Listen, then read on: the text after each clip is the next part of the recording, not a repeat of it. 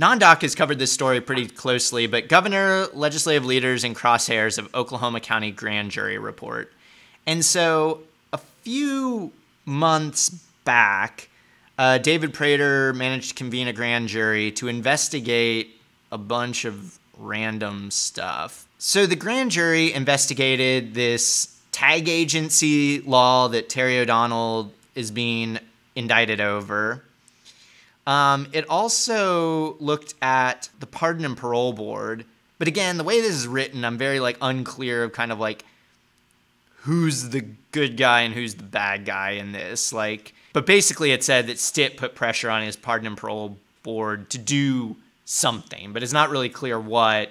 And then it sounds like really not much happened. They didn't find...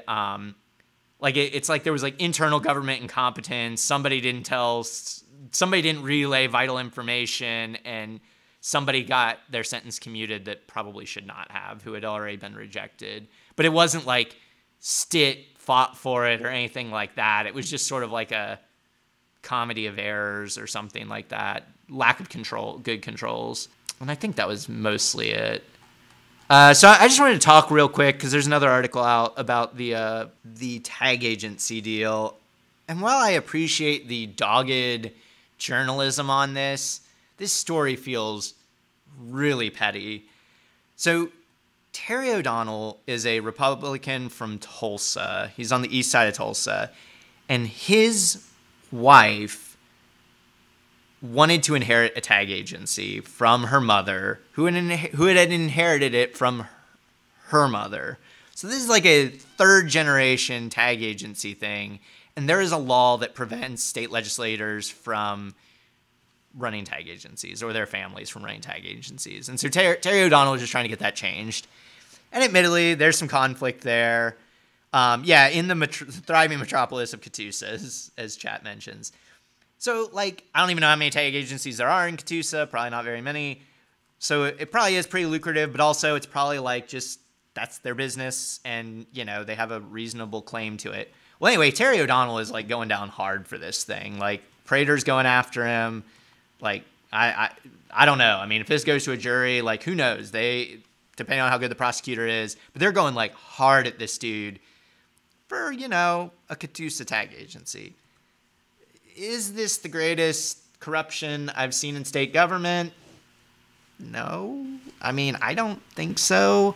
It's been in her family for 3 generations. He didn't marry her with I'm going to become the king of the Catoosa tag empire. He's just trying to sort out a problem that their marriage caused when he became a legislator. This really doesn't feel that bad to me, but he probably shouldn't have run the law. He probably shouldn't have voted on it. I mean, he probably should have figured out some ways of better ways of getting around it, I guess. Yeah, I don't know. I mean, this is a lot. I mean, to me, this is a lot of effort to target a relatively small. I mean, the report states that Oklahoma has 274 active tag agencies in 2021, and between all 274 of them, they retained $59.5 million in fees, which, you don't have to be a math major, but that's not a whole lot of money per agency. And some of these tag agencies are probably a lot larger than others. I mean, I think in this article somewhere it said the Catoosa tag agency generates a little over 6 figures in net profit for a year's worth of work. So, I mean, Terry O'Donnell is not becoming a gazillionaire off of owning the Catoosa tag agency, but this is train wrecked his political career, and we're spending a lot of time and effort prosecuting this, investigating this, talking about this. I don't know. I mean, yeah. What do you guys think? I mean, the district attorney of Oklahoma has the ability to prosecute anybody at the Capitol. Correct. Very powerful position. I never really thought about that. That's interesting.